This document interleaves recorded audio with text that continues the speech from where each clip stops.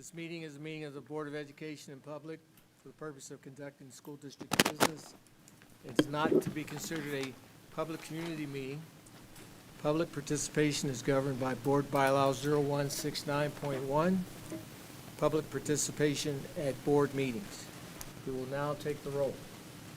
Mr. Simons? Present. Mrs. Kessler? Here. Mrs. Wider? Here. Mrs. Cleveland? Here. Mrs. Moore? Here. Mr. Card, could you lead us in the Pledge of Allegiance? I pledge allegiance to the flag of the United States of America and to the republic for which it stands, one nation under God, indivisible, with liberty and justice for all.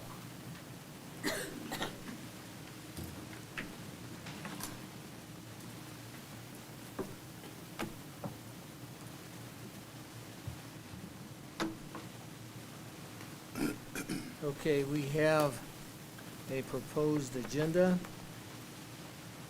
I move to approve the agenda as presented. Second. Properly moved and seconded.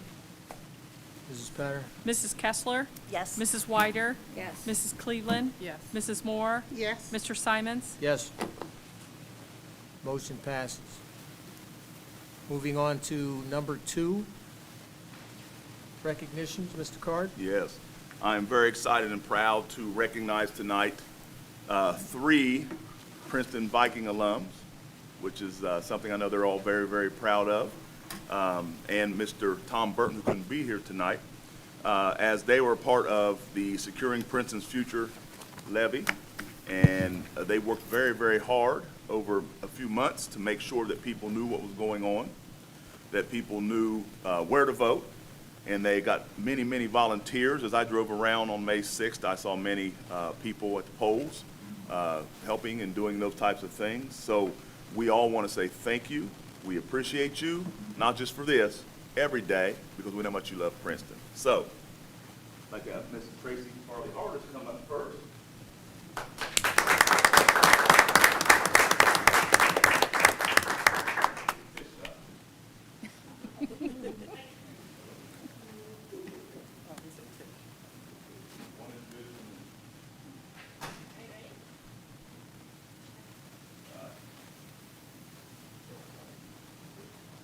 Mr. Al James.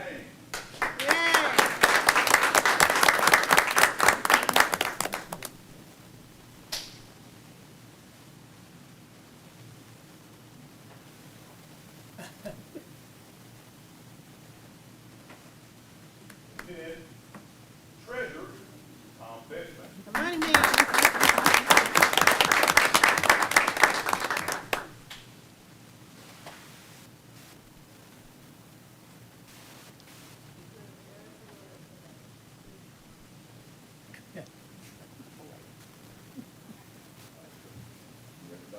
All right, Jimmy, let's go.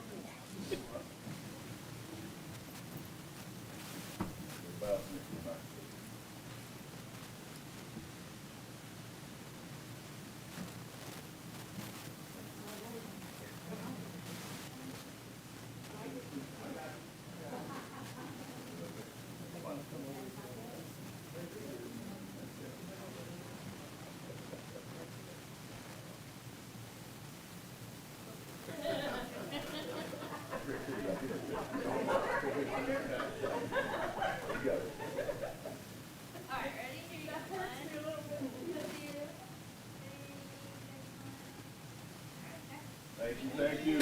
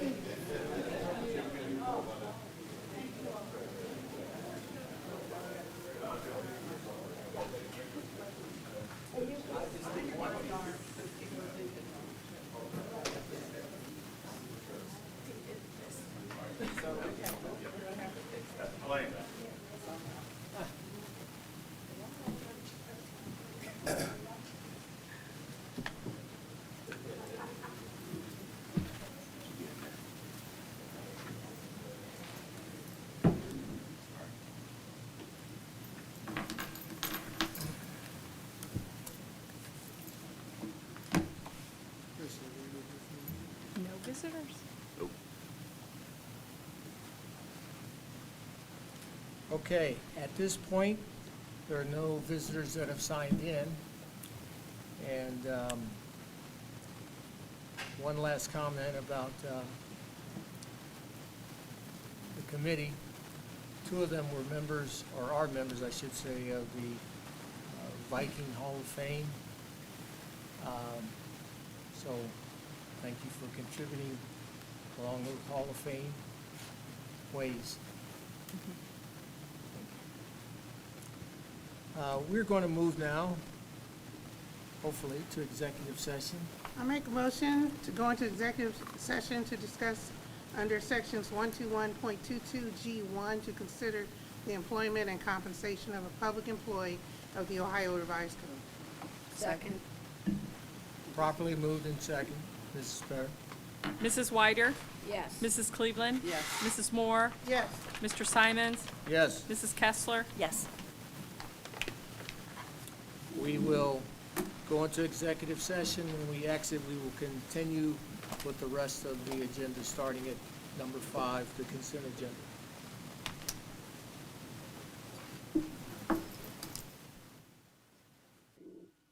We are back in session.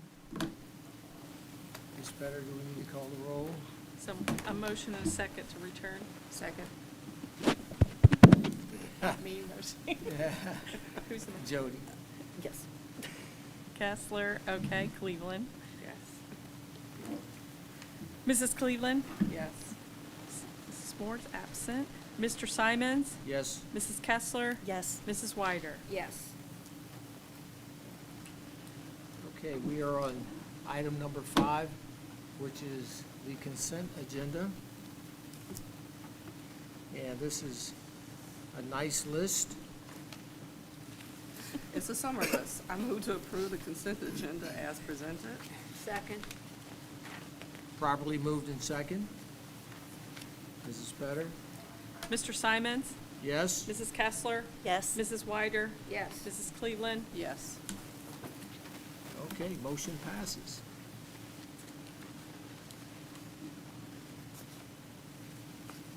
Moving on to item number 6, district business, the May financial report. I move to approve the May 2025 financial report as presented. Second. No. Properly moved and seconded. Mrs. Penner? Okay, very little has changed since we approved the forecast last month. Just wanted to bring attention to what we're looking at for projected cash balance, because I know that's a hot topic in Columbus right now. But we're estimating almost 40 million, so that's just a number you can keep in the back of your head there. And it's, you know, close to 40% of our expenditures. So as we watch what they're talking about, I'm hearing the Senate's possibly moving it from 30 to 50. We don't want anything, it takes away local control, but that's what we're hearing, so we'll keep watching that. Now, of course, that cash balance will decrease through this calendar year because we don't get any of the new money until January, okay? So starting at the beginning of 2026, we should see the cash balance start to creep back up because it's a new levy. Of course, that is pending any changes that the Senate and House Bill 96 would make. If there's a cash percentage put in, that would mean then our collection will be decreased by the county auditor. So those are all fun things and unprecedented things that we will get to watch and pay very close attention to. Everything else, you know, right now it is, the forecast is $187,000 different than what it was last month. Again, a lot of those things. I mean, we don't worry about $187,000 on a $100 million budget. That's pretty good. That's a pretty good number. But everything else is still right in line. The last page has a large number that looks like it's out of line, and it's the debt interest and working with the forecasting company. It's getting coded wrong in the reporting, so they're still working on that. But the numbers are good. It's just in the wrong category right now. On the 018 corporate sponsorship fund, again, we need to watch this a little bit, because right now it is in deficit spending. We're spending more than we're bringing in. If we continue at the exact same rate we have this year, we will have no money in that fund in less than 2 years. So, again, we just have to watch that and make sure we're asking for some money and we're spending the money a little more conservatively. For those who are watching, can you explain the 018 fund? So this is just the specific small donation, corporate donations. A lot of those are, I think, the yearbook in Emory and some of these small little partnerships we have.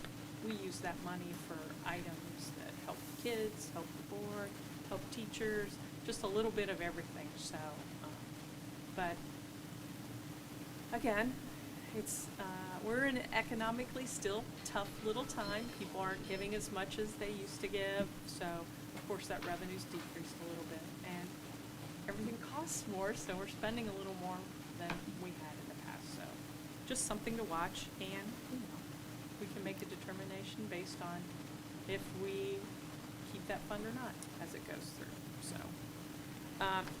Credit card report is attached, nothing alarming there. Reconciliations and investment reports are the other items. Nothing of note there, just standard. And that would be your May financial report. Thank you. Any questions? If not, Mrs. Better.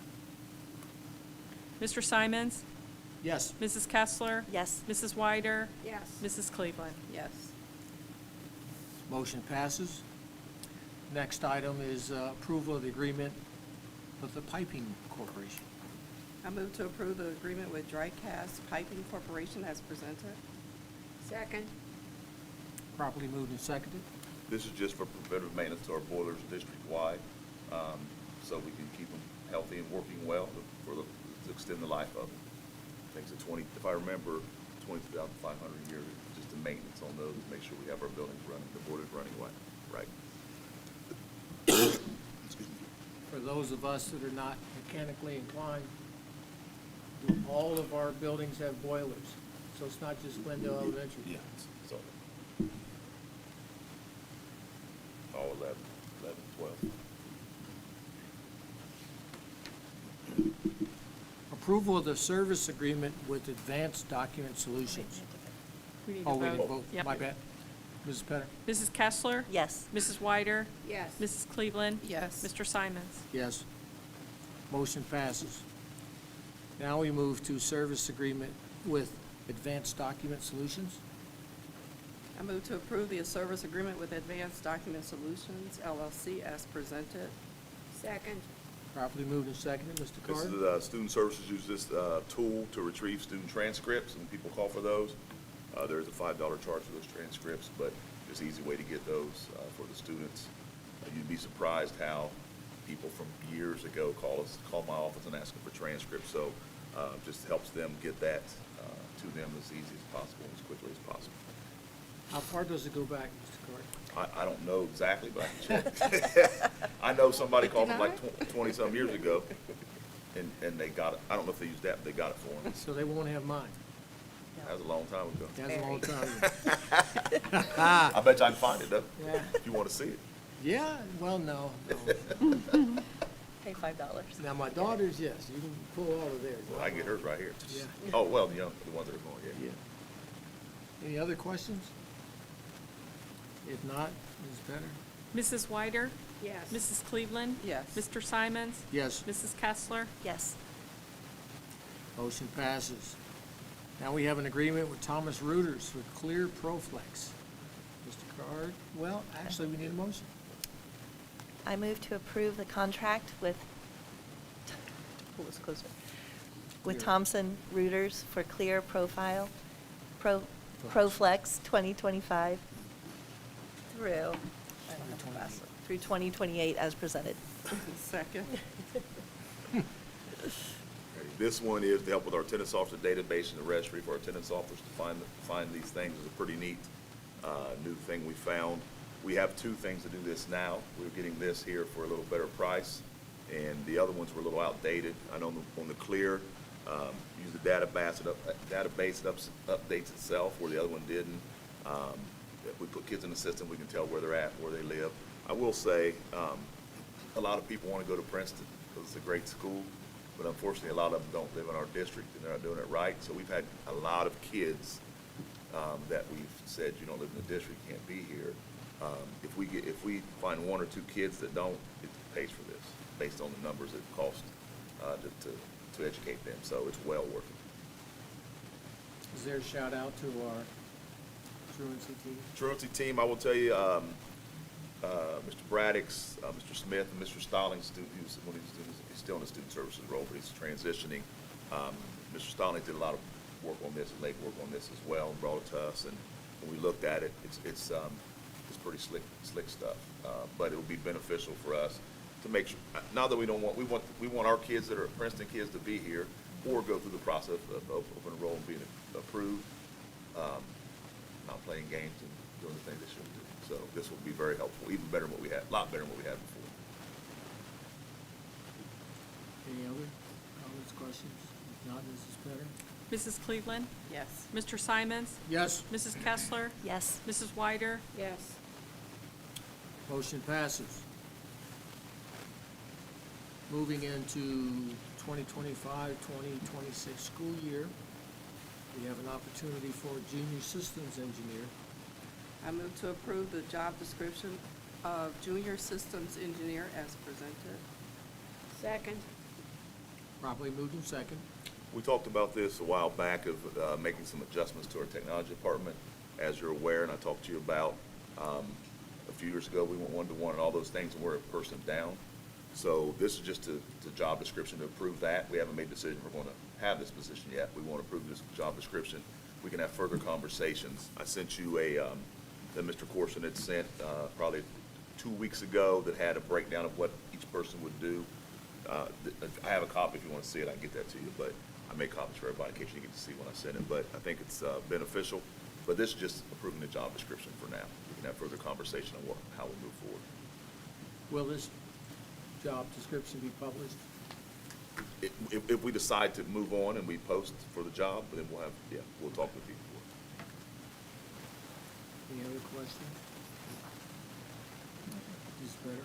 Mr. Simons? Yes. Mrs. Kessler? Yes. Mrs. Wyder? Yes. Mrs. Cleveland? Yes.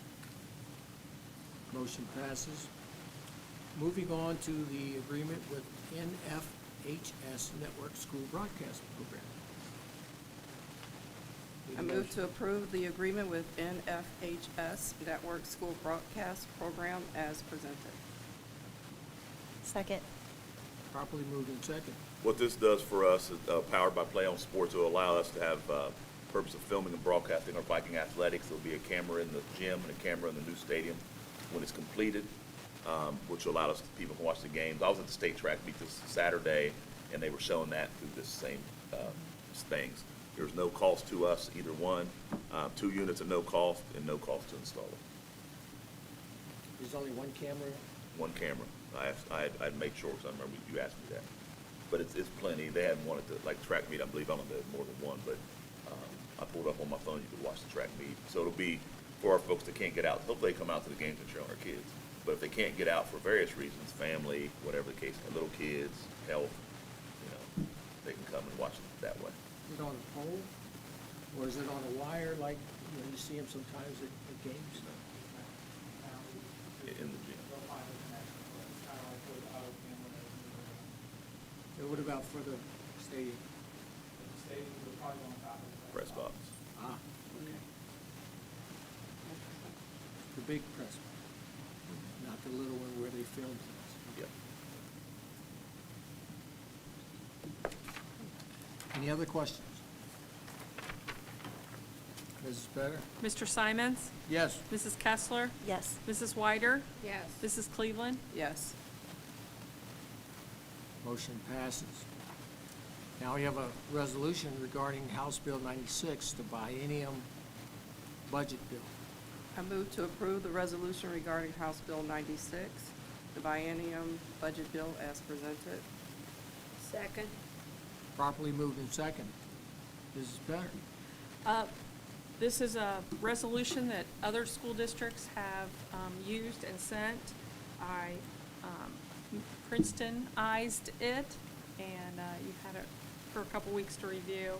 And then as soon as this is adopted tomorrow, we'll ship it out right away. So they're making decisions this week, and we Yep. just want to get on record with the comments here.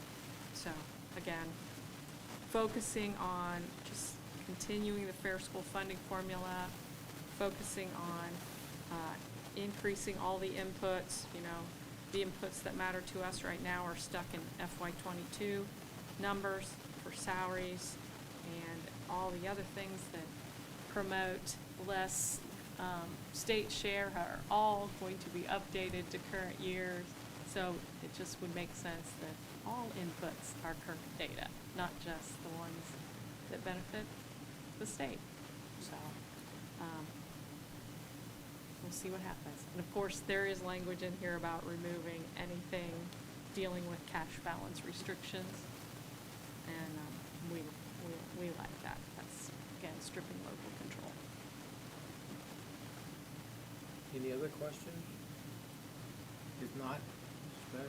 Mrs. Kessler, Yes. Mrs. Wyder, Yes. Mrs. Cleveland, Yes. Mr. Simons. Yes. Motion passes. The next is number 7, discussion, academic update. Sure, we'll have some of our folks, the IA team, come up, have some things along with Dr. Faulkner, Ms. Parent. Good evening, everyone. We'll go ahead and get started. What we're going to share here tonight is just some of our preliminary state assessment data. A lot of the data is not in yet. As you guys know, that comes and finally gets released in September, usually mid to late September, but we did want to share the information that we currently have available. But again, just to kind of reiterate that it is preliminary data. So to take a look at our district level achievement from 2016 up and through this year, what you've seen is us grow from 64.5 of a performance index to 73.9.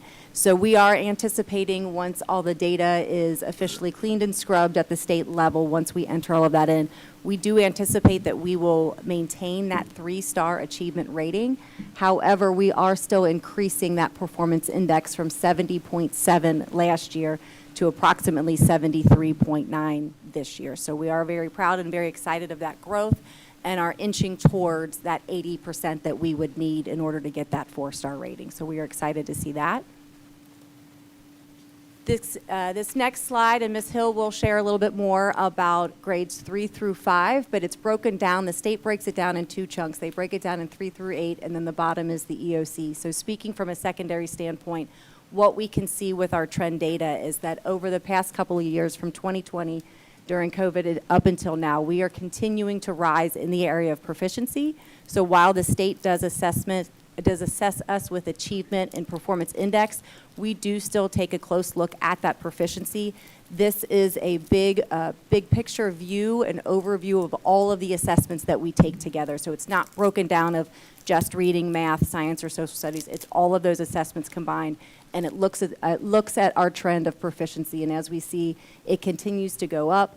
We did take a little bit of a dip last year at the high school level, but not only did we rebound, we are even further above than we were the year prior. We took a close look at the areas where we needed growth and had a lot of reflection and made those instructional changes. And Ms. Hill will explain some of the elementary growth. Hi, good evening. Good to see everyone. So as you can see, the trend data from our OST grades 3 through 8 continues to grow and trend upward, which really helps us feel confident about what we're doing with our students using our Tier 1 instruction, Tier 2, Tier 3, MTSS, and enrichment for our students. So we're very proud of that growth, and we're looking forward to the final results at the end of September.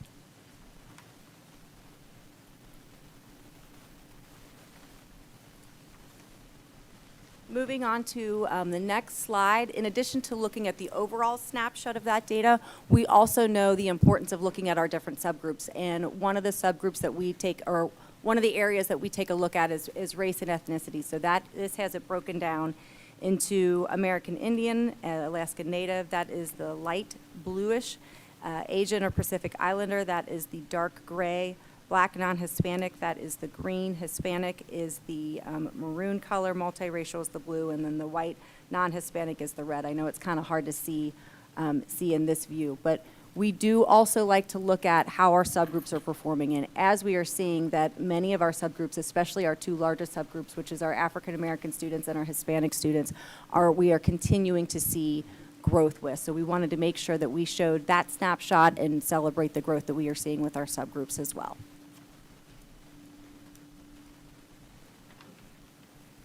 Good evening. On the next two slides, we'll look specifically at the students with disabilities subgroup, and I just want to clarify, this would be any student grades 3 through 12 on an IEP with an identified disability, but does not include the students that were alternatively assessed. That's a separate measure that goes onto our special education profile, which comes out early next school year. The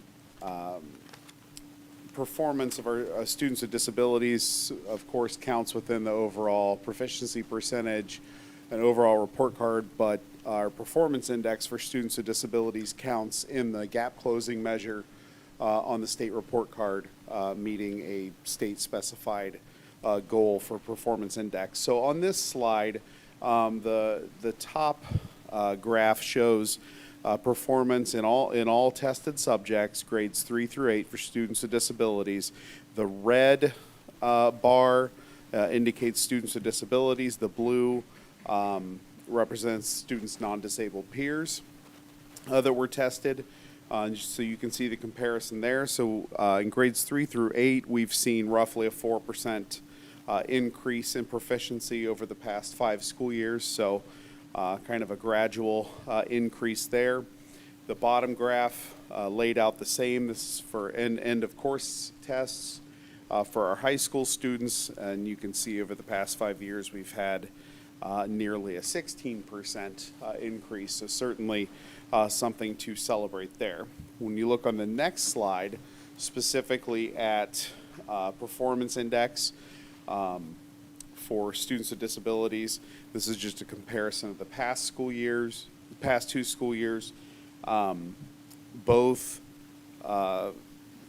English language arts and math for the district have improved. There was a slight gain in English language arts, then pretty significant gain in math district-wide.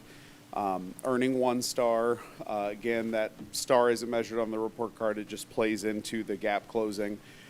Celebrating that there is an increase, but we did not meet that gap closing measure as a district. What we will continue to work on is looking very specifically at each student's score in our students with disability subgroup, and also looking at measures and instructional practices that we want to put in place in terms of co-teaching with an intervention specialist and a classroom teacher to ensure that there is equitable access to the general education curriculum exposure as needed to help students grasp the content, as well as a deeper data dive into students' performance and making sure that compliance is met, IEP goals are met, but that students are growing academically with their core subjects. So I'm going to turn it over to Ms. Parent at this time to go over English learners. Good evening. Oh, I have it. Sorry. Thank you. So just like Dr. Fosna showed, we have our population of English learners in red, and then all of their students in blue, and we are seeing increases with our English learners gaining every year, and it's about 10% of the 5 years for OSTs, grade 3 to 8, all tested subjects, as well as your EOCs. Also about a 10% increase from 5 years ago to what we currently are sitting at this school year. So happy to see that. Our OELPA results, we have seen this past year we had shown some increases within our our reading, writing, and listening domains. We really took the data last year and spent time with our buildings and diving into our OELPA data and looking at domain-specific needs of all students. particularly those students that are sitting in the yellow, green, and blue sections on that graph. That top one is red, green, and purple. Those are your 1, 2, 3 overall performing. So 2 is your progressing. That 2 area is very broad, so we break that down into a 2A, 2B, 2C, your yellow, green, and blue at the bottom. So looking at that green and blue piece, what kids are falling in certain domains? Where can we make them grow? So the buildings took a good look at the students' individual performance and targeted specific domains to help those green, blue kids hopefully, gain and reach proficiency in those domains. With that being said, we exited 177 kids this year, which is 55 more than we did last year. So that's huge. We had one building, I have to have a shout out about this, we had one building that exited 55 kids, which was 30% of the overall exited students. So that's a huge thing. Like I said, we did see increases in our listening, reading, and writing domains, which were huge focuses for us last year. Our speaking did stay the same, so that's something we're going to focus on this coming year. What can we do in the classroom to help with students speaking and having access to speaking? We have students that are also dually identified, that are identified with most severe cognitive delays, and they qualify for alternative OALPA, which is like an alternative assessment. This is year 2 of that being rolled out in the state. We had 12 students qualify for that, so they took that test this year. We did see students actually that always before were not showing proficiency or scoring at the emerging level, actually showed growth this year that took it. And we did have one student exit who had been in the district for 7 years and was not showing any progress on language acquisition. And this year, thanks to alternative OALPA, his second year was able to exit. So that was huge. It was a good success for us. And again, like I said, all students are showing growth in the alternative assessment. And this year, this will count on our state report card. That's not in there yet. Again, that'll be on there in September. That's it. That's it. Then.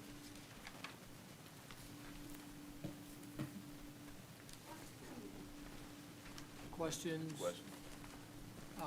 Some of the graphs, are they supposed to equal 100%? Or could you help me understand? Let's go back to, Which one would you like to see? let's go, Don't believe any of them would. let's go, students with disabilities. So that particular graph shows the percent proficient for each of the last 5 school years. Then the blue next to it would be percent proficient for non-disabled peers for the past 5 school years. So are you asking, No, now I understand. shouldn't the red and blue No, I understand now. equal? Gotcha. So if we look at 24, 25, 17.8% Mhm. of students with disabilities were proficient, Correct. and 60.5% were proficient. 60.5 students not on IEPs were proficient. Correct. Understand that? Yep. Thank you. Yep. Any other questions? No, but thank you. Yeah, thank you. Thank you all. Thank you.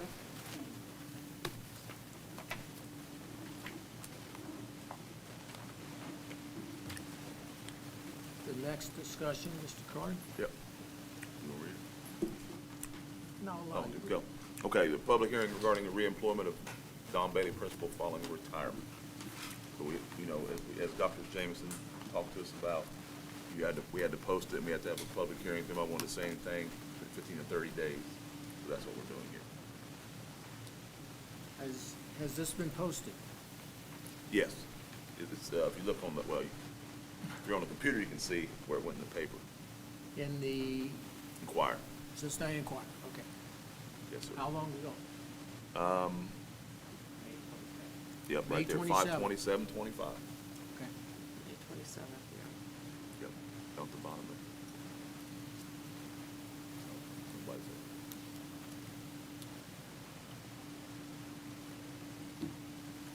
there. Not hearing any comments from the public hearing, we'll move along.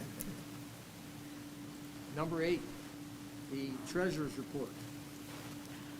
I don't have anything really exciting to report other than it's June in the treasurer's office, and we are just combing through account numbers and data and balancing account numbers and making sure our numbers are perfect for reporting end of the fiscal year, closing purchase orders, making people unhappy about that, but it's June.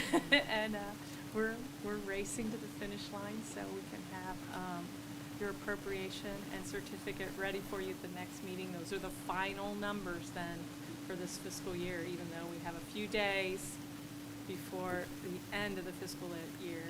But that's basically where we freeze all the numbers, and we just hope nothing happens during that period of time, like pipes bursting or anything crazy. Then I would have the opportunity of coming back to you and filing an amended one before we close the year. But so far, so good, you know. Everything's just as it is, and it's just a mad rush to the finish line. So. Thank you. Mr. Carr? Yes, sir. It's been a while since we've been on TV in one of these meetings, so I have some things from the past I wanted that were great. I had a nice big long list, and I ran out to a meeting and didn't save it, so I had to scribble real quick, so forgive me. Graduation, May 18th, was a great event. I think we had 546 walk, if I remember correctly, 46, 47, if I remember correctly. Went really well. It's just, you know, I will say this, as we start these celebrations this year, graduations, and other things I'm going to talk about, as I've been here my second year, I get a little more emotional because I know a lot of the kids a little better now. I've known some of them since they were little, but I've known some for 2 years now and become close to a lot of kids. So it's always emotional when you see them go, but you know they're going to do great things. So graduation was, I want to give a shout out to the students, the staff, the administration that planned that. They did a really good job. So, and Ms. Kessler did a good job on her speech. Spring athletes were honored on May 27th. Which was not, well, we had a baseball game going on that night, some other stuff, so a lot of them couldn't be there. But approximately, and I wrote it down on I couldn't find it, but it's about, I think it's about a 3.4 grade point average across all spring athletes. That's pretty good. Being a old coach and athlete myself, the word student athlete means a lot, and we always want our kids to perform in the classroom first, and on the field second. Our kids are doing that, so that's always a really good thing for me. We also had a lot of choir and band concerts and orchestra over May, a lot of senior nights, which was, those are always emotional as well. They were all great. It was great, yeah, you were there, some of them, so that was good. Last Wednesday, Adopt a Class celebration. I went down to Centos Center. That is, I think they're in 3 of our buildings, Sharonville, Heritage Hill, and Glendale. We're working on some more buildings, but that is a group that we're a part of. They have businesses come in and help our kids once a month with hands-on things. I've been to Glendale, I've been to Heritage Hill and watched them. I will say that the folks at Heritage Hill, I remember, was the National Guard who goes there. I went over there for their one event they had, and they were there showing them the trucks and stuff and letting them get in them. It was pretty cool. The kids were having a great time. They got an award down at Centos that day, and so did the group from Sharonville. I don't remember the name of the group, and I can get that to you, but I just didn't have it right now. Also, something pretty cool I got to do last Wednesday. In the morning, I was at Centos, came back here for a couple hours, then went down to the Hard Rock for the Black Music Walk of Fame announcement of who was getting in. Commissioner Reese, you know, is a friend, and Veda, her chief of staff, is a Princeton grad, so she spied me and gave us a shout out and all the great things we're doing. So that was pretty cool because there's people from all over Cincinnati in the area. Whirling School got a shout out, so I thought that was cool. And there is a movie coming about the Black Walk of Fame, so I'll get you more information on that. And then Saturday, I got to go to the state track meet, and Leah Betts, senior, wonderful young lady, finished 8th in the state in the disc. So she had worked very hard. She had won our region and did a great job. So it was a great day up there in Columbus. It was a little warm. And the best part was I got to take my dad to the track meet, which he's a big track guy, so we got to spend the day together. And I was ready to leave, I'll be honest with you, because we didn't have any more kids running, but Pops wanted to stay, so we were there almost the whole time. But it was a good day, and Leah's she's just a great young lady. She is. So that was awesome. Something coming up for our next meeting on 6/22, the Rosas Hall of Fame induction in Princeton is being honored twice. The 1983 state football championship team is going in the Hall of Fame, and former Viking Buckeye and now Indiana Fever player Kelsey Mitchell is going in. So I look forward to going down there with Coach Mancuso and seeing that. But you know, I think we're the only school that has two things going in, so that's kind of cool. And then lastly, you may have seen on May 10th, Lieutenant Governor Jim Tressel was here. He was in town to speak, and he'd called me to go to his event that evening as his guest when he was speaking at Cintas. We had top 20. So I decided and I said, hey, I told you guys I was going with him. Well, the more I thought, I was like, Coach, I got to be with the kids. He goes, I already knew you was going to say that. He knows me well. So he was here. We got to show him around the high school, middle school, Viking Village complex. And if you didn't see the video, it is posted everywhere on our page. He actually got up and spoke about Princeton at the event and said he couldn't believe how great the culture was in the high school, middle school complex. And he also said, I've never seen more well-behaved kids. Now, I will tell you this. They didn't know he was coming. I sent him an email that said to the staff, I'm going to have a special guest on the 10th. I didn't tell him who it was. So a lot of them were mad at me because I didn't take him to the room. They were like, why'd you bring him to me? But some people saw. So it wasn't like they knew anybody was coming, who was coming or anything. So it was genuine, and he saw that, so it was great. I did get, we made the Innovation Center, they made the little Viking heads with our names on them last year for us. I asked them last minute, so I'm going to give them a shout out. They get one for Governor DeWine and Lieutenant Governor Tressel, and they did those for me. Also made sure Coach Tressel or Lieutenant Governor Tressel, he's always Coach Tressel to me, he went home with a couple Princeton things to make sure he can wear and show off. So gave him a cup and some different things. And I did, on my desk, if you want to see, I think I said to Mr. Simons, I have a little card from the governor and the lieutenant governor saying thank you and what a great time they had here. So that's pretty cool to me. And being a big Ohio State fan and Coach and I have been close for a long time, it was great to have him there, let him see all the great things our kids are doing and our staff are doing. So that's all I had. You didn't mention one of the most important things. What I about forget? that note, I know I had a big note, and I probably forgot, so what I forget? that he was a student teacher at Princeton. Oh, yeah, he put that on the governor. note. Governor DeWine said, thank you for the Viking. It reminds me of the time when in 1968, I think it said, Fall of 68. he was a student teacher at Princeton. So I made sure I texted Coach Tressel and said, tell Mr. DeWine, because I sent him a thing with a little note on it. I said, he needs to come see Princeton. It's a little different than it was in 68. So maybe we can get him down here before he leaves office. That's the plan. It's a little bit different. Yeah, that was my message to him, to get him down here He won't before recognize his term's up here in November. So we'll see. I don't know. I know he's a busy man, but we'll see what we can do. I'll let you know. And I have to piggyback on what you said. We had J.P. Stamper from Wilmington City Schools from Great Oaks come to visit Princeton, and he brought it up in the Great Oaks meeting Oh, yes. to everyone. He did me too. And he said, first of all, I have to say, did you know we were coming that day? And I said, I doubt it. And he said, I just have to give kudos to Princeton. He said, if anyone's never visited Princeton, they need to go over there. The students are absolutely amazing. He said, bar none. And he went on to praise his visit over here. So whoever had the opportunity to come up to him, thank them. But one of the things that he shared as an example, he said he was looking around and kind of got separated from the group. And a couple of students came up and asked if he needed any assistance, helped him to show him what he was looking at on the wall. He said, all unprovoked.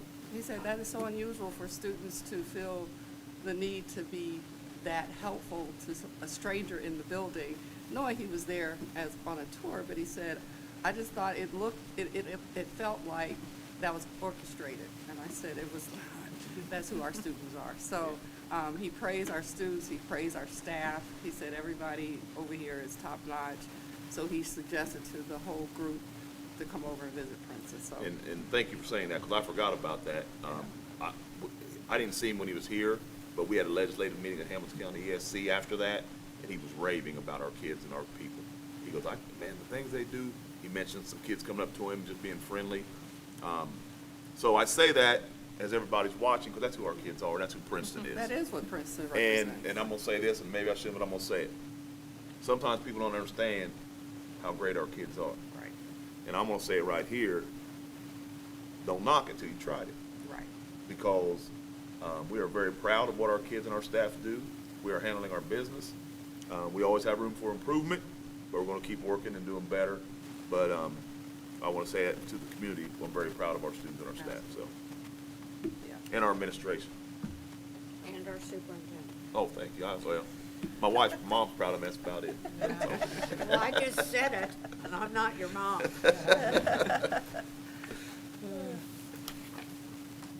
Any other comments, Ms. Kessler? Ms. Ryder? Okay. We're at our next level of meeting, which is another executive session. Couldn't get enough the first time, so we have to go back. So I need a motion to do that. I move to enter executive session for the purpose of discussion under section 121.22G1 to consider the employment and compensation of a public employee of the Ohio Revised Code. Second? Properly moved in second. Mrs. Petter? Mrs. Wyder? Mrs. Cleveland? Yes. Mr. Simons? Yes? Mrs. Kessler? Yes. Motion passes. We're going to executive session. We do not anticipate any further business after the executive session. Just as a heads up.